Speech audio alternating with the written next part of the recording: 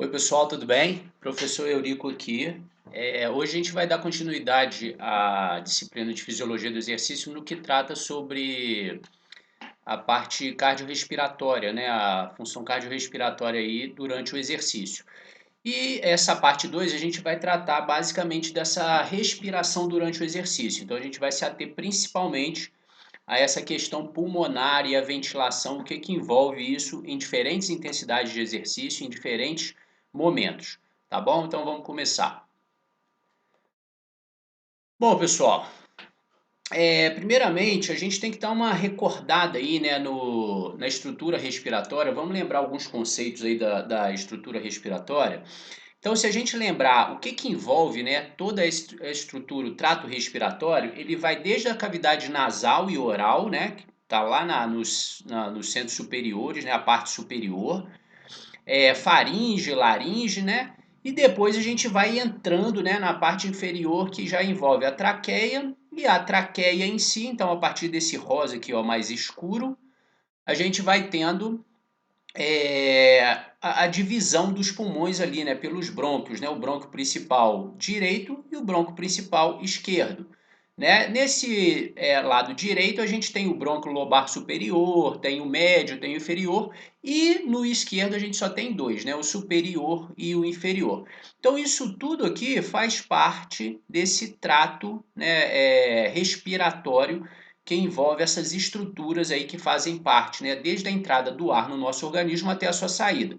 Isso daí é importante desde filtrar moléculas, micro-organismos, até deixar o ar, né, e o oxigênio mais absorvível, né, por questões de mudança de diferença de pressão, umedecer um pouco o ar, né, então tem uma série de fatores aí que essas estruturas favorecem para a nossa fisiologia, tá? Então, quando a entrada do ar se dá, né, ela se dá por essas duas vias, né, pode ser separadamente por uma ou pela outra, né, ou pelas duas. Descendo ali, ele vai sofrendo todo esse trato e se divide para esses dois lados aí do pulmão, né, o pulmão, a parte direita e a esquerda, onde eu já falei para vocês essas divisões. Outra questão que é importante a gente destacar são as pleuras pulmonares, né? Então existe uma pequena película, né? Uma camada que vai envolver ali o pulmão, né?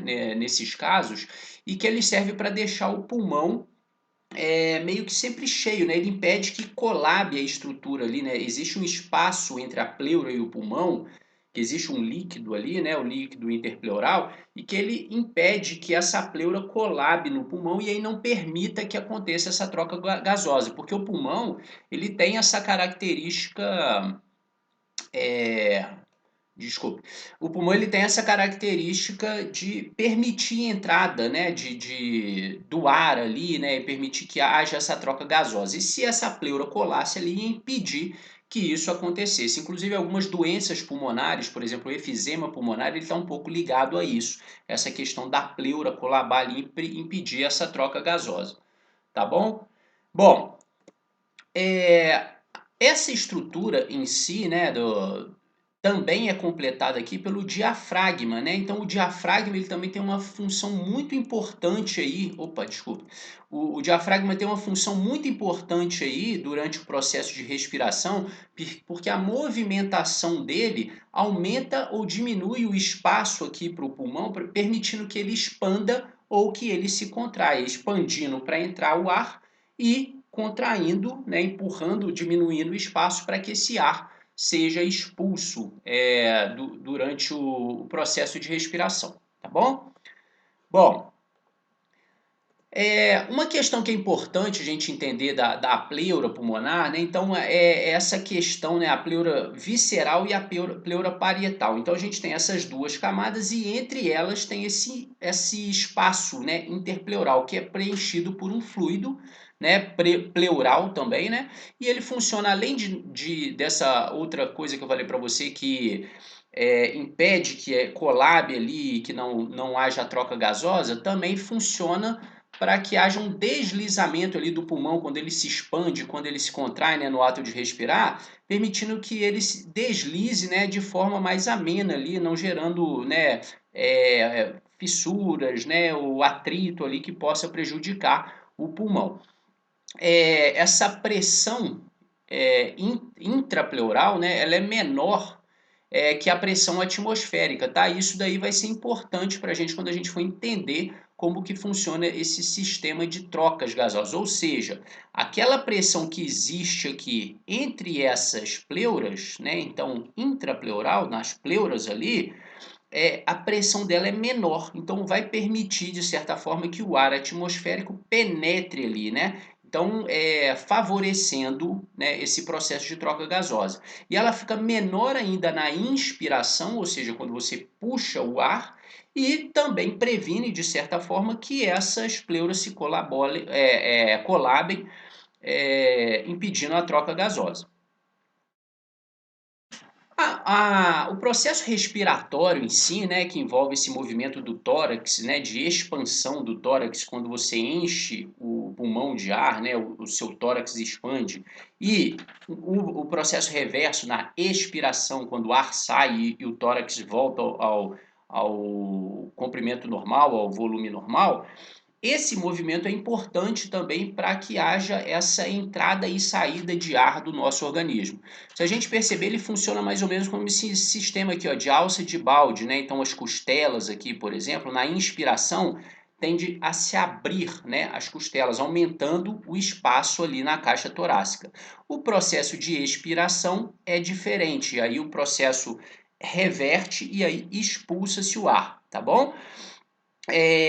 Como que funciona essa entrada e essa saída aí do ar, né? Então, se a gente pensar no trato respiratório superior, né, que envolve lá a cavidade nasal, a boca, a laringe, né, a faringe, isso seria o trato respiratório superior, e o trato respiratório inferior, que aí já vai envolver a traqueia, né, como eu falei, os brônquios, né, direito e esquerdo, né, a parte direita e esquerda do pulmão, com as suas subdivisões. E a mecânica respiratória em si, né, o ato de entrar e sair ar do nosso corpo, ele depende diretamente desse movimento que acontece no nosso tórax, de expandir a caixa torácica ou diminuir o volume da caixa torácica. Por quê? Quando, quando você inspira, na verdade, essa inspiração é por diferença de pressão. Então, a pressão aqui fora e a pressão lá dentro. Então, aqui fora, né, ambiente, e lá dentro, lá nos pulmões, né? E aí, quando eu faço esse movimento de expandir a caixa torácica, então eu tenho algumas estruturas aí responsáveis para a expansão da caixa torácica, por exemplo, os músculos intercostais externos, né? Ou seja, aqueles músculos que estão ligados ali nas costelas e eles se contraem, puxando as costelas para cima, naquele movimento de alça de balde que eu falei ali para vocês. Isso tudo aumenta o diâmetro, né, da caixa torácica ali, do médio lateral. Ou seja, se você aumenta o diâmetro, você diminui a pressão. Então tem menos pressão ali dentro. Além de tudo, o diafragma também vai se contrair, forçando o conteúdo do abdômen todo para baixo e para frente. Então você aumenta o espaço que há ali dentro da sua caixa torácica. Quando você aumenta esse espaço na caixa torácica, a pressão ali dentro fica menor. E aí lembrem-se daqueles conceitos de difusão, né? Principalmente para esses movimentos de difusão simples, as substâncias, as moléculas, né, elas se movem do ambiente de maior para menor pressão, ou seja, lá fora está com maior pressão. Quando eu abro a minha caixa torácica, a pressão aqui dentro fica menor e aí favorece para que o ar entre para os pulmões. Então é esse processo de diferença de pressão que faz com que o ar entre para os nossos pulmões. E a expiração é um processo reverso, né? Geralmente, em condições normais, a expiração é um processo passivo, ou seja, você não precisa fazer força, os músculos não precisam se contrair como na inspiração. Na inspiração, como eu falei para vocês, diafragma se contrai, empurra o conteúdo para baixo, intercostais esternocleidomastoide, né?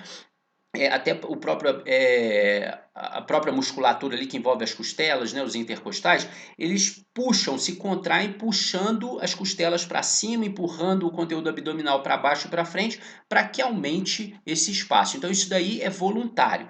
Agora, a expiração não, é simplesmente você cessar a ação desses músculos, que aí, por questões de viscosidade elástica, né, e próprio recolhimento elástico, as estruturas retornam ao comprimento original e à posição inicial de repouso. E aí elas espremem aquele conteúdo e aí diminui o diâmetro da caixa torácica, diminuindo, espreme aquele ar ali, né, aumenta a pressão naquele ambiente, e aí aquela pressão aqui fica maior do que lá de fora, então esse ar é expulso lá para fora. Esse processo passivo que eu falei para vocês é numa situação normal, de uma respiração normal.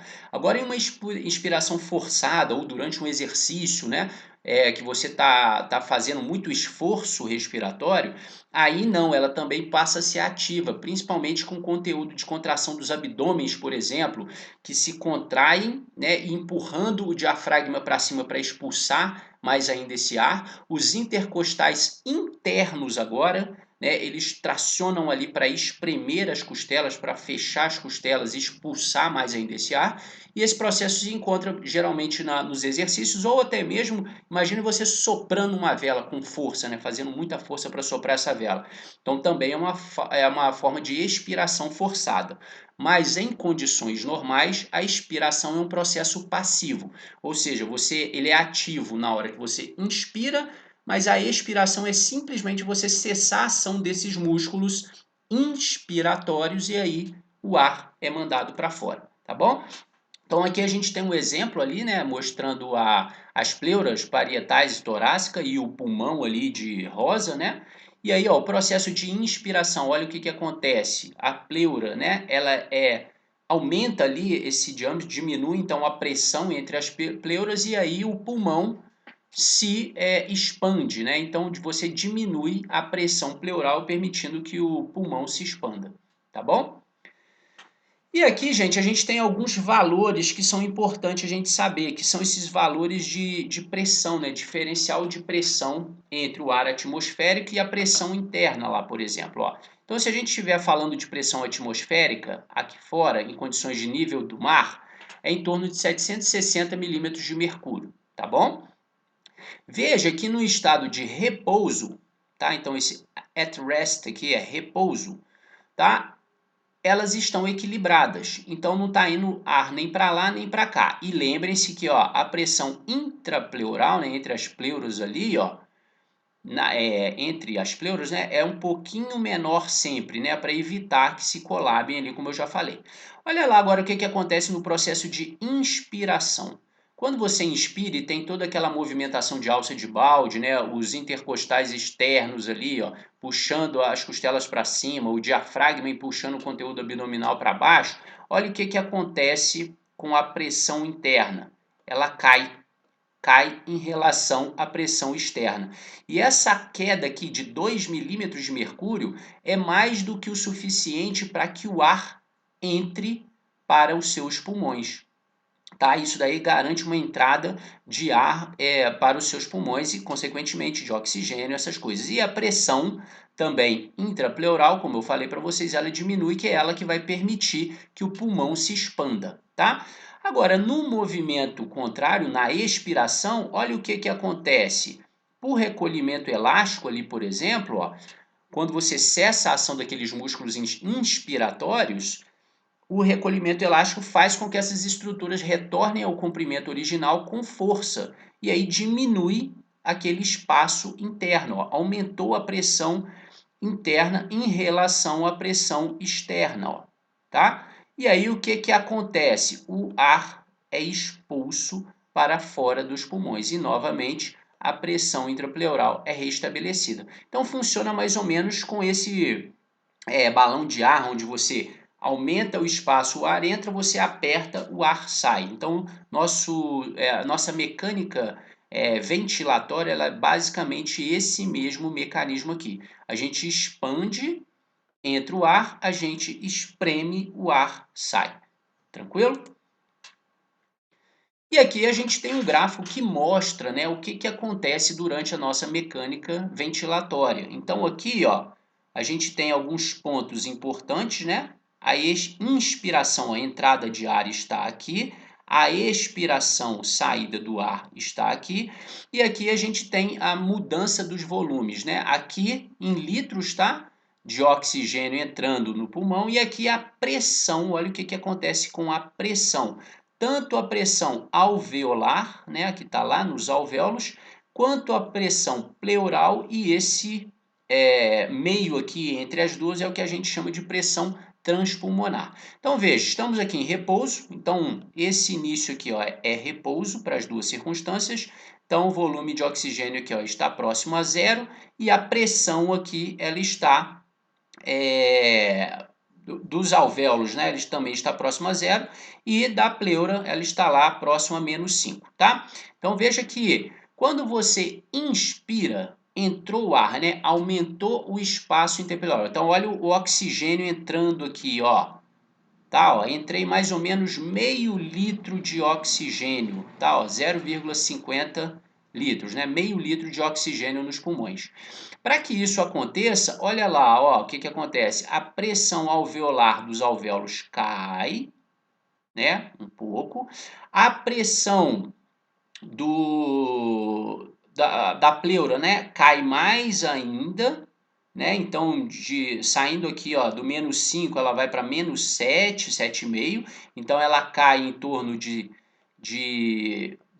2 ali, né? De -5 para -7,5. E isso daqui é mais do que o suficiente, né? A pressão alveolar caindo ali do 0 para -1. Isso daqui é mais do que o suficiente para que entre o ar, ou seja, diminuiu a pressão, o espaço lá dentro aumentou, diminuiu a pressão, entrou o ar, né? Agora, olha o que acontece na expiração. E aqui não estamos falando de expiração forçada, estamos falando de uma expiração no processo normal que nós temos aí de repouso, por exemplo.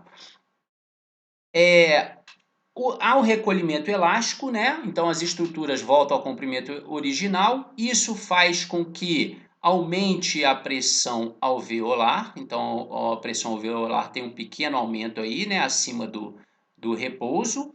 E acontece também um pequeno aumento aí na pressão pleural, né? Que retorna aos valores iniciais dela. Isso daqui é o suficiente, ó, para espremer, né? Aumentou a pressão ali nos locais, e aí esse ar é expulso dos seus pulmões.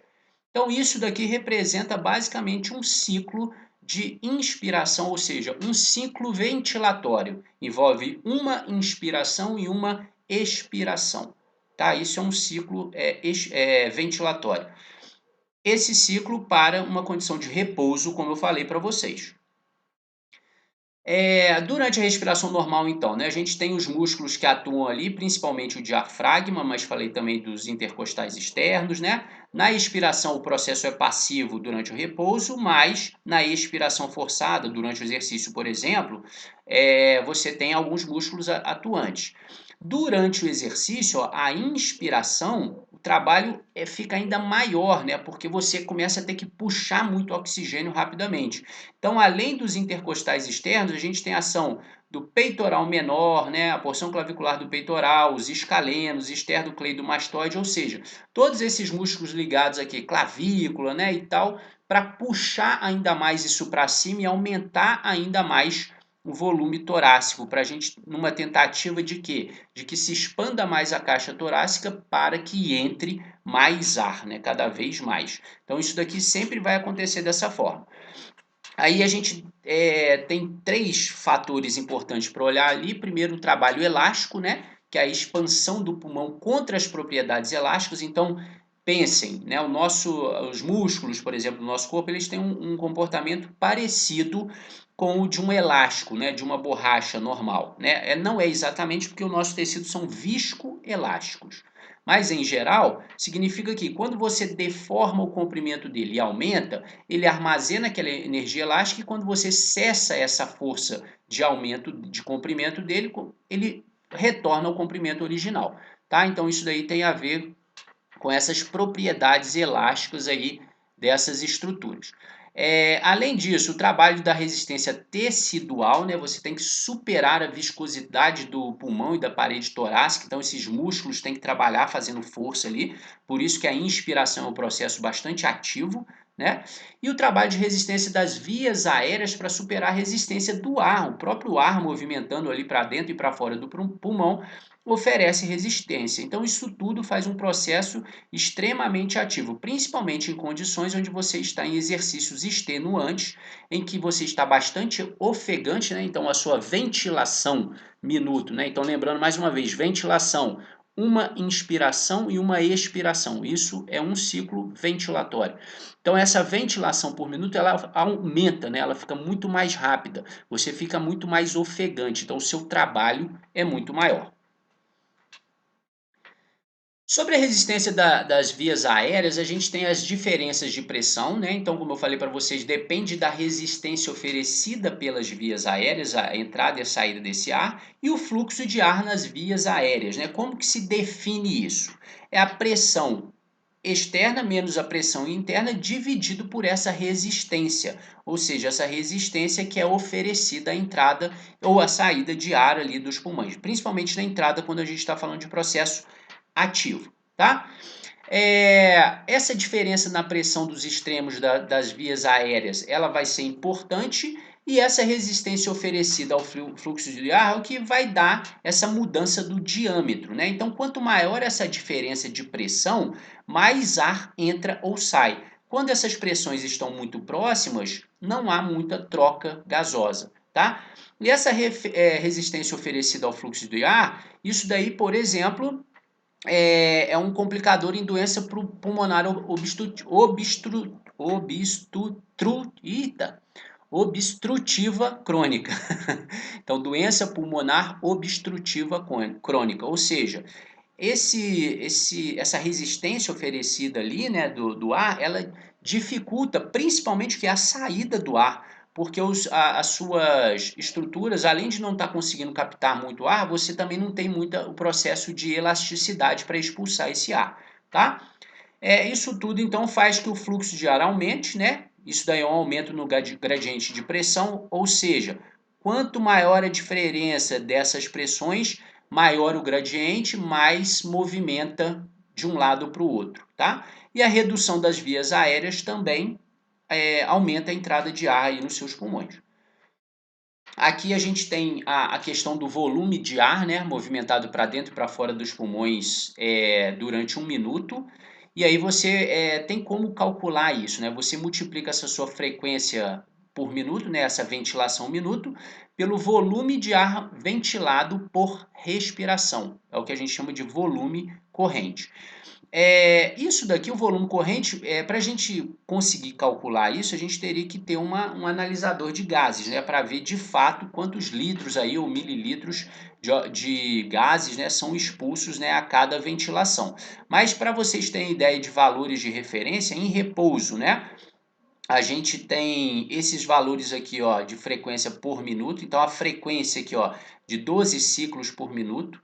Então, significa que você inspira e expira o ar mais ou menos 12 vezes durante 1 minuto, em repouso, tá? Agora, veja como é que isso muda quando a gente está falando de exercício máximo.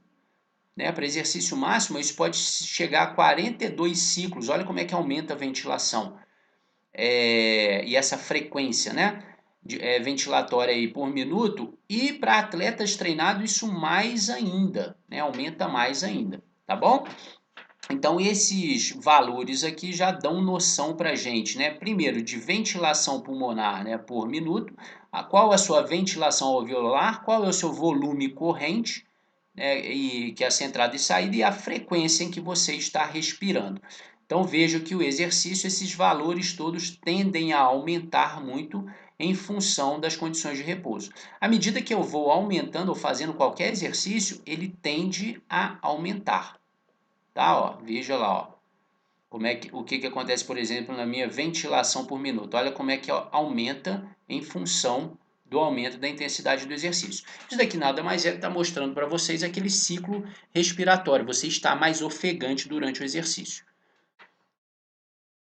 Além disso, o ar que chega nos seus alvéolos, né, a gente chama lá de espaço morto anatômico, né, que ele fica lá e esse ar dificilmente é utilizado, enquanto o ar que chega dos alvéolos é chamado de ventilação alveolar, tá? Então, assim, a ventilação pulmonar, que é esse Vzão aqui, né, pode ser dividido. Então, a gente pega a ventilação alveolar e a ventilação ali do espaço morto anatômico, ou seja, o arzinho que sempre fica preso ali e o ar que entra nos alvéolos e que é de fato utilizado. Então você consegue calcular dessa forma.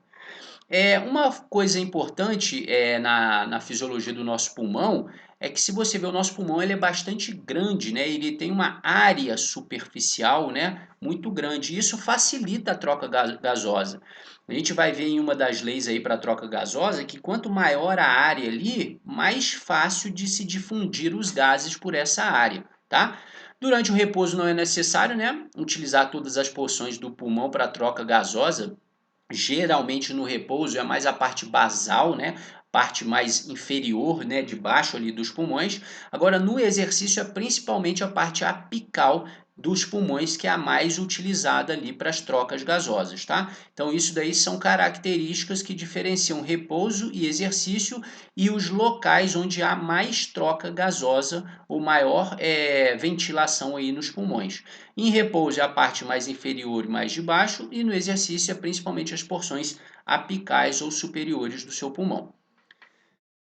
E aí, gente, a gente tem que entender essas capacidades e volumes pulmonares. Isso daqui a gente vai entender aqui, né? Cada um desses tópicos aqui, tentar entender esses gráficos. Então, aqui a gente tem os volumes pulmonares e aqui a gente tem as capacidades pulmonares, tá? Os volumes pulmonares, então, eles chegam, né, em um adulto médio do sexo masculino em torno de 5.800 mililitros, ou quase 6 litros, tá? É a capacidade do nosso volume pulmonar para uma pessoa nessas condições que eu falei. Sendo que esse volume residual aqui, ó, que é 1,2 litros mais ou menos, ele nunca sai dos pulmões. O pulmão sempre vai ter essa quantidade de ar e esse ar aqui a gente não consegue expulsar dos pulmões por mais que a gente tente, sopre com muita força, tá bom? Isso daqui é o que a gente chama de volume residual. A gente tem o volume corrente ele envolve um ciclo de inspiração e expiração, então esse expirograma aqui ó, está mostrando para você, aqui ó, o ciclo inspira, expira, inspira, expira, inspira, expira, normal, em repouso, tá? Então veja que ele varia aqui ó, de 2,3 para 2,8, ou seja, em torno de 0,5 ml, né, que a gente vai ter ali, né, no caso, meio litro, né, de oxigênio durante o repouso ali, ó, entrando e saindo dos pulmões, isso aí por minuto, tá bom? Então a gente tem esse ciclo do volume corrente. Agora, se eu quiser saber, Eurico, o que é a minha capacidade inspiratória? Minha capacidade inspiratória, ela envolve o processo em que você inspirou, soltou todo o ar numa condição normal de repouso. Então, inspirei, expirei. Depois que eu soltei o ar na condição normal de repouso, eu inspiro o máximo que eu conseguir. Ó. Então, eu saí daqui do repouso, ó, expirei, meu pulmão expirou, não estou forçando, não estou soprando todo o ar para fora do pulmão, simplesmente estou inspiro, expiro, normal, né? na condição de repouso. Quando eu soltei o ar, aí eu inspiro a maior quantidade de ar que eu conseguir. Isso daqui é o que nós chamamos de capacidade inspiratória. Ok? Muito bem. Se eu quiser saber a capacidade, agora, por exemplo, eu quero saber qual é o meu volume de reserva expiratório. Expiratório é soltar o ar. Então, meu volume de reserva expiratória, ele funciona basicamente, estou lá, inspiro, expiro, inspiro, expiro. Acabei uma expiração, soltei o ar, e aí eu sopro aquele ar todo para fora do pulmão. Todo aquele ar vai ser soprado para fora do pulmão. Então, quando eu chego nesse momento aqui, eu tenho o que a gente chama de volume de reserva expiratória. Se eu estiver falando de capacidade vital do meu pulmão, é quando eu faço isso, sopro todo o ar que eu consigo para fora dos meus pulmões e depois inspiro forçadamente a maior quantidade de ar que eu tenho. Então, ou seja, ele sai daqui e vem até aqui, tá bom? E o que seria essa capacidade residual funcional? É somando aquela quantidade de ar que eu consigo expirar forçadamente, mais aquela quantidade de ar que eu não consigo mexer, que ele sempre vai ficar aqui dentro do meu pulmão, tá bom?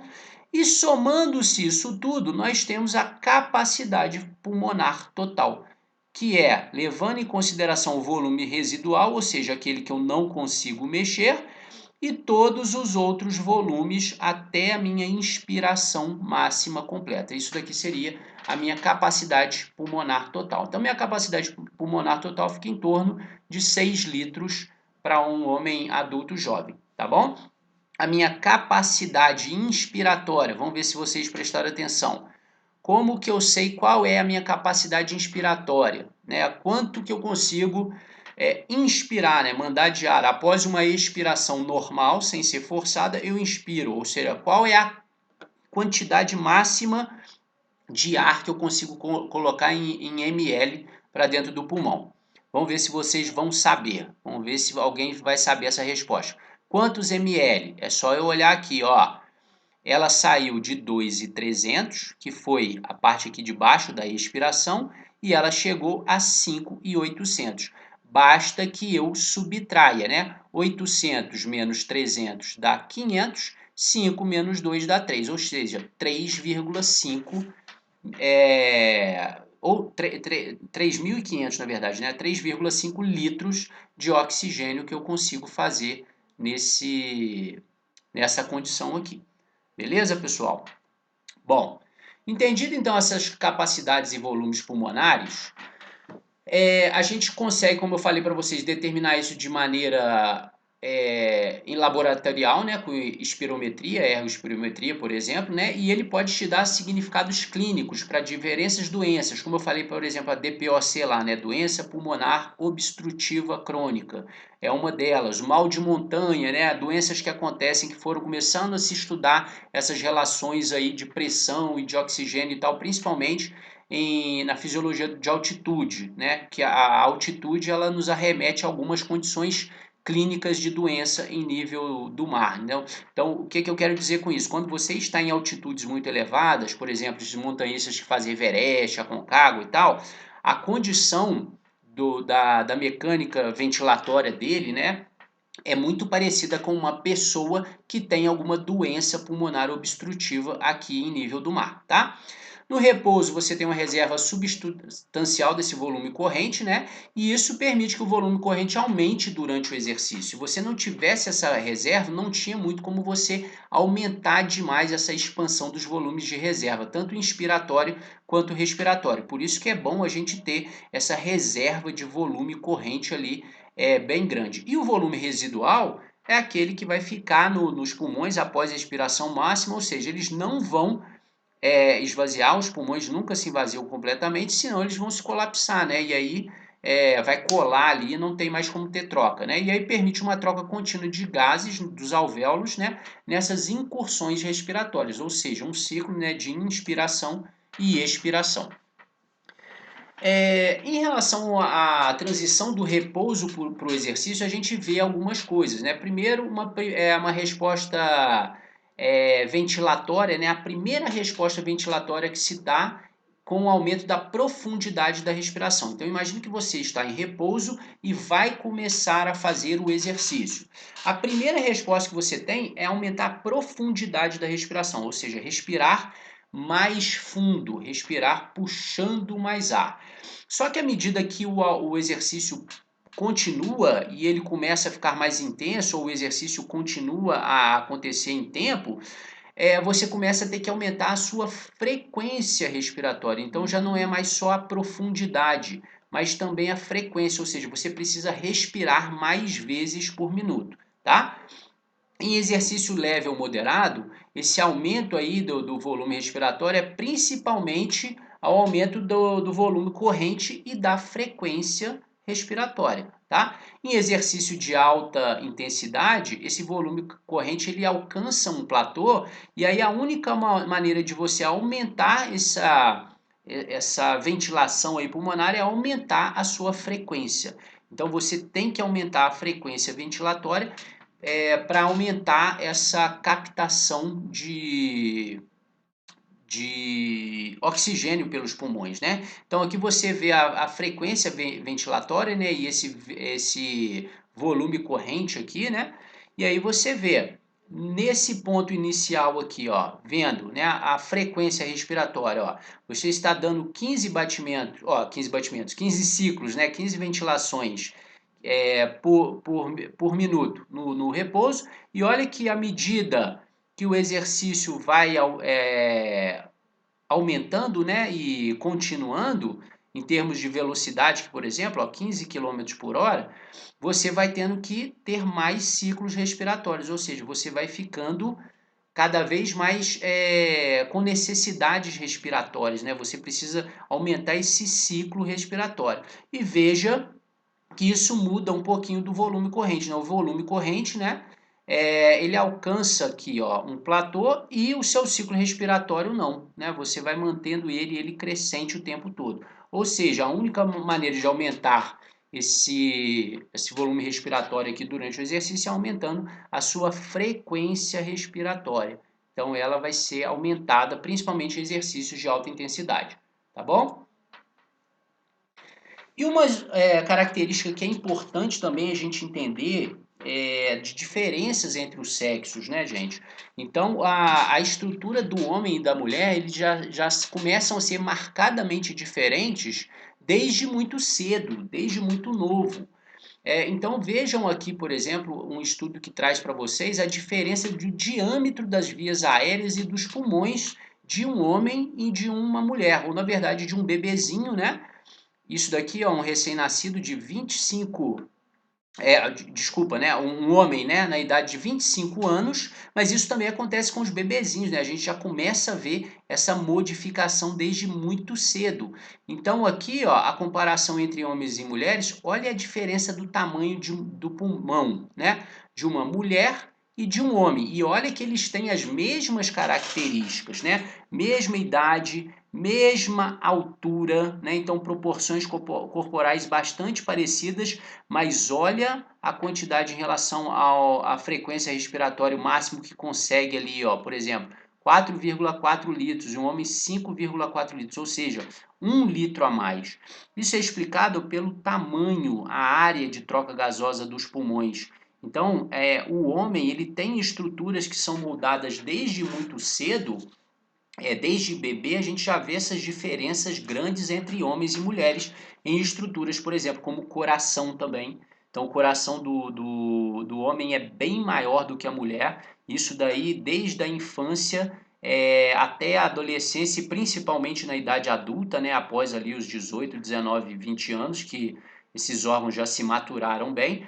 Então, a gente entende por que o desempenho de homens e mulheres é muito diferente. E aí atentem-se, porque essas diferenças não são hormonais, essas diferenças são estruturais. Então, desde criança e desde muito cedo, o homem ele já tem um pulmão maior, já tem um coração maior e também tem as questões hormonais, né, que vão envolver aí a questão de produção de força, né, e outras coisas a mais, mas não só. Mas isso daqui já deixa muito marcadamente porque os homens têm desempenhos, né, em exercícios muito maior do que mulheres nas mesmas condições, né? Nesse caso aqui, com a mesma estatura, né, com as mesmas proporções físicas, mesmo assim você vê uma característica pulmonar de homens, por exemplo, muito maior do que de mulheres. Para coração isso também acontece e para outras questões, tá bom?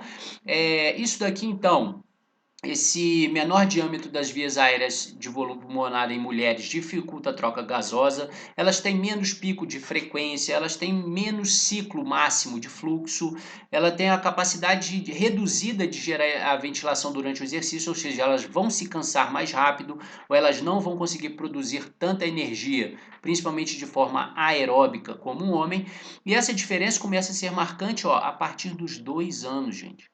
Então, essa diferença marcante na fisiologia. Por isso que eu estou falando disso, porque a gente tem que entender a fisiologia dos dois para entender por que há também essas diferenças no desempenho entre homens e mulheres, ok? Gente, agora isso daqui é só para a gente entender como é que se dão as leis aí para troca gasosa, né? Para entrar ar, sair ar, como é que funciona, né? Então, uma delas é a lei de Dalton, que fala da pressão parcial de gases e que a pressão total de uma mistura ela é igual à soma individual da pressão desses gases. Então, se a gente for olhar a pressão parcial que a gente tem aqui, né, no ambiente em nível do mar, então vejam que em nível do mar a gente tem quase 21% de oxigênio, quase nada de CO2 e olhem, quase tudo, né, de nitrogênio. Então todo o ar que a gente inspira e expira, né, ou seja, o que nós respiramos, né, a maior parte é nitrogênio. Depois oxigênio e quase nada de CO2. Isso daqui em fração, né, colocando percentual, significaria ali, né, em torno de 21% de oxigênio, 79% de nitrogênio e 0,003 ali de gás carbônico. Só que a pressão barométrica, né, ou seja, a pressão que a gente tem fora, né, no ambiente externo, ela é sempre a mesma. Então, para a gente entender a pressão parcial desses gases, é só eu multiplicar, né, a fração pela pressão barométrica que eu vou ter. Então, a minha pressão parcial de oxigênio em nível do mar é em torno de 150, 159, como a gente viu naquela figura lá para trás, né? Milímetros de mercúrio. Essa é a pressão parcial só do oxigênio, né? Essa é do CO2 e essa é do nitrogênio, chegando àquele valor que vocês viram lá na figura do pulmão em estado de repouso e é a mesma que da pressão atmosférica aqui fora. Para que esse ar que está na pressão atmosférica entre para o pulmão, essa pressão aqui do pulmão tem que diminuir, tem que ir para valores menores do que isso. Como que se faz isso? Expandindo a caixa torácica, ok? E a gente também tem a lei de difusão de Fick, que aí fala das variáveis que são importantes para que haja essa movimentação, né, para que entre e saia ar ali, né, e facilite. Então a gente tem o que a gente chama de frequência de transferência de um gás, né? Ela vai ser proporcional à área do tecido. Então lembre-se aquele slide que eu falei da diferença dos homens e mulheres. O pulmão do homem muito mais área do que o pulmão da mulher. Por isso que também o pulmão do homem ele consegue, né, ter essa troca gasosa muito mais eficiente do que a mulher. Ao coeficiente de difusão do gás, então o quanto que esse gás ele é mais ou menos permeável, né, ele consegue passar com mais ou menos dificuldade por alguma estrutura, e a diferença da pressão parcial, de um lado para o outro, gente. Então, como eu falei para vocês, quanto maior essa diferença aqui, mais fácil de passar o ar para um lado para o outro. Quando eles começam a se igualar, não tem mais transferência de pulmão do lado para o outro. Então, vejam a fórmula, né? Área dividido pela espessura do tecido, ou seja, quanto mais espesso, mais grosso o tecido, mais difícil esse gás passar, né? O coeficiente de difusão de gás, tem gases que eles penetram mais facilmente, né? Então as moléculas são menores, então elas passam mais facilmente sobre as estruturas, outros são maiores, mais difícil, e a diferença da pressão. E o que é o principal para a gente aqui? É a diferença da pressão de um lado para o outro, tá? É isso que faz a maior diferença para a gente nessa troca gasosa durante o exercício, tá? Por fim, a gente tem a lei de Henry, que ele fala dessa dissolução dos gases, né? A concentração de oxigênio e dióxido de carbono, por exemplo, dissolvida no sangue. Esse volume de gás dissolvido em qualquer líquido, ele vai depender sempre de temperatura, da pressão parcial desse gás e de quanto ele é solúvel, tá? Então, esses três fatores aqui interferem nessa dissolução do gás conseguir ser diluído ali em um líquido, tá bom? A concentração de O2 e CO2, né, que é dissolvida no sangue, ela sempre é diretamente proporcional às pressões parciais. Isso quer dizer que quanto maior a pressão de um gás, mais gás estará dissolvido no sangue. Se a gente olhar a pressão parcial do oxigênio e do CO2, qual deles tem maior pressão parcial, gente? CO2 ou oxigênio? 2 segundos para responder. 1, 2, oxigênio. Só voltar lá no quadrozinho que vocês vão ver a pressão parcial do oxigênio. Bom, 159, se eu não me engano, milímetros de mercúrio. Bom, se essa é a pressão parcial do oxigênio, é muito maior do CO2, quer dizer que nós temos dissolvido no sangue muito mais oxigênio do que CO2, tá bom? Bom, quase terminando, então a gente tem um esquema aqui que mostra essa troca gasosa em função dessas pressões, né? Então a gente tem aqui ó, o ar atmosférico, né? A pressão de oxigênio ali ó, de 159 e de CO2 de 0,2. Para pressão dos alvéolos, esses gases nos alvéolos, ó, tem uma pressão de oxigênio de 105 e de CO2 de 40. Por isso que para os alvéolos, olha a diferença, ó, de 159 para 105, a gente tem uma diferença de 54 milímetros de mercúrio. Essa diferença é grande ou pequena, gente? Grande ou pequena? Grande. Muito grande. Uma diferença de pressão. Ou seja, é muito fácil para o oxigênio entrar. Agora, o CO2 entra? Nem a pau, porque olha lá, a pressão de CO2 aqui do alvéolo é muito maior do que lá fora. Então, na verdade, ele vai sair do alvéolo, tá bom? Bom, caiu aqui nos alvéolos, né, o CO2 ó, saindo, o oxigênio entrando, caiu ali na veia pulmonar. Na veia pulmonar, olha como é que a diferença da pressão já começa a ficar menor. Pressão de oxigênio é 100 e a dos alvéolos é de 105, ou seja, diminuiu o gradiente de pressão. Mas ainda é menor aqui, então esse ar vai vir, esse oxigênio, desculpa, vai vir para cá. Nada acontece com o CO2, tá? Vocês estão vendo que aqui a pressão do CO2 é a mesma. Então, ó, o oxigênio que estava aqui veio para cá. O oxigênio que estava para aqui veio para cá. Só que daqui para cá muito mais fácil, daqui para cá já começou a ficar mais difícil, porque a pressão não está tão diferente entre os dois. E aí vem o trabalho, né? Passou lá no átrio e ventrículo esquerdo, bombeou para o corpo, nas artérias, né? A mesma pressão lá tá sendo desenvolvida. Olha o que acontece aqui, gente, ó. Ó, aqui que é importante, tá? Aqui, ó, se eu tô com uma pressão de oxigênio de 100, eu vou lá para os meus órgãos, né, para os capilares, ou seja, aqueles pequenos raminhos ali de veias, artérias e tal, que estão, artérias, né, sistemas que estão ali nos meus órgãos, né, para ter aquela troca gasosa, para o sangue que sai do coração ir lá para os órgãos. Olha a diferença aqui, ó, o O2, 40, aqui é 100. O que acontece com esse oxigênio? Ele ó, vai lá para os seus órgãos, né? Para o músculo, para o pulmão, para o fígado, para seja lá para o que for, né? Então transporta, né? Passa esse transporte mais rápido. E o que acontece com o CO2? Ó? Olha a quantidade de CO2 aqui. Esse CO2 vai ser levado de volta, ou seja, a produção de CO2 aqui ó, começa a ficar maior, tá? E aí ele vai fazer o retorno para ir lá para o pulmão. Veja, lá no pulmão, a quantidade a minha pressão de CO2, olha como é que ela aumentou. Porque aqui nos órgãos, né, nos tecidos, está tendo trabalho, está gerando. Né, vocês viram lá no capítulo anterior, que a gente falou da produção do CO2 para troca gasosa, né, aquelas questões que nós vimos, né, a acidificação do meio e mandar isso embora. Como que isso é mandado embora? Aumentou a quantidade de CO2, aumenta a pressão do gás. E se esse gás está com maior pressão, olha o que acontece, ó. A pressão dele aqui era 40, aqui é 46, esse CO2 vem para cá e daqui ele vai para onde? Lá para a atmosfera, ó, porque lá na atmosfera a pressão é ainda menor. Tá bom? Então isso daqui é mais ou menos o ciclo que acontece dessas trocas gasosas de O2 e CO2.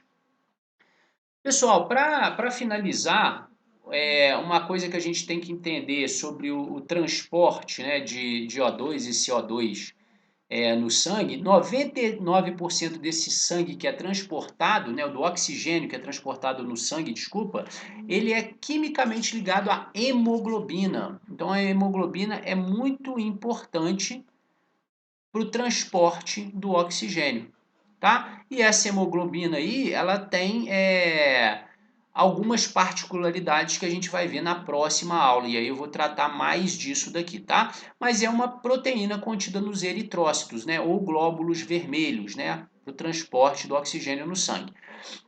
Uma molécula de hemoglobina, ela carrega 4 moléculas de oxigênio. Isso daí a gente fala então que ela está, quando ela carrega oxigênio, a gente chama ela de oxihemoglobina, ou seja, ela está ligada ao oxigênio. E a desoxihemoglobina é aquela que não está ligada ao oxigênio. E aí, gente, é só a gente entender. Oxihemoglobina, ou seja, está saindo do coração e indo para o sistema, ela está carregada de oxigênio. Chegou lá no sistema, esse oxigênio se desprende dela e vai para os tecidos. E aí ela vira uma desoxihemoglobina, tá? A quantidade de O2 transportada vai depender dessa concentração, né? Ou seja, a quantidade de hemoglobinas que eu vou ter, mas não só, também da massa dessa hemoglobina, tá? A gente vai ver que com treinamento aeróbico a gente não só aumenta a concentração, ou seja, a quantidade de hemoglobina, mas também a massa dela, ou seja, ela era uma hemoglobina deste tamanho e agora ela é uma hemoglobina deste tamanho, tá? Ela fica maior. E, né, vejam, temos diferenças importantes também entre os sexos. Os homens, até 150 gramas por litro de sangue de hemoglobina. Mulheres, 130. Então, isso daqui também explica por que os homens conseguem transportar muito mais oxigênio do que as mulheres. E nós estamos falando aqui de estrutura. Lembrando mais uma vez, não é hormônio. Então, estamos falando de eritrócitos, glóbulos vermelhos, tá bom? Então, fiquem atentos a isso para entender essas diferenças. 1 grama, por exemplo, de hemoglobina, 100% saturada, ela transporta cerca de 1,35 mililitros de O2. Ou seja, em um homem adulto, 200 ml de oxigênio ali por litro e a mulher, 174 ml de oxigênio por litro. Ou seja, uma diferença aí de mais de 26, de mais não, de 26 ml de oxigênio, isso daqui por minuto, tá bom? Então é importante que vocês vejam essas diferenças, porque depois a gente vai ver a diferença entre os sexos também, no desempenho aí, para a gente entender como isso funciona, tá bom, galera? Bom, eu acho que por hoje já tá legal, eu acho que já foi bastante conteúdo, já deu para vocês pegarem bastante coisa dessa questão respiratória. Como eu falei, na próxima aula eu vou me atentar um pouquinho mais a essas questões da hemoglobina e tal, né, dessas funções aí agora para o carregamento do oxigênio, e aí a gente fecha a unidade 3 na próxima aula, tá bom? Leiam os artigos que eu indiquei, né? Então aqui embaixo está rodando aí para vocês, né? Alguns artigos que eu vou deixar lá no SIGA para vocês terem acesso, e depois a gente vai criar um ambiente de discussão para a gente discutir alguns pontos voltados para essa parte aí dessa unidade. Fechou? Bom, espero que vocês tenham gostado e até mais. Valeu!